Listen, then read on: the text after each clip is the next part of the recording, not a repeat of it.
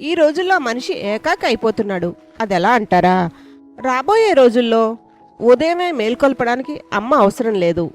Alarm app ఉంది. వ్యాయామానికి నడక, మిత్రుడు తోడు అవసరం లేదు. స్టెప్ కౌంటర్ ఉంది. వండి పెట్టడానికి అమ్మ అవసరం లేదు. జొమాటో, స్విగ్గీ యాప్స్ ఉన్నాయి. ప్రయాణం చేయడానికి బస్సు అక్కర్లేదు. ఊబర్, ఓలా యాప్స్ ఉన్నాయి. అడ్రస్ కనుక్కోవడానికి టీ కొట్టో, ఆటో డ్రైవరో అవసరం లేదు. గూగుల్ మ్యాప్ ఉంది.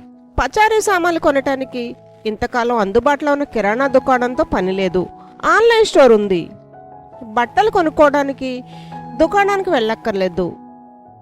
అమెజాన్, ఫ్లిప్కార్ట్ యాప్స్ ఉన్నాయి. వెళ్ళి ప్రత్యక్షంగా కలిసి నవ్వుకుంటూ మాట్లాడుకోవడానికి మిత్రులు అవసరం లేదు. వాట్సాప్, ఫేస్బుక్ వంటి ఉండనే ఉన్నాయి. అప్పిమ్మని అడగడానికి సన్నిహితుడో దగ్గర బంధువో అవసరం లేదు. పేటిఎం, లోన్ యాప్స్ ఉన్నాయి. మరిన్ని తెలియని వివరాలు తెలుసుకోవటానికి పెద్దలతో పని లేదు.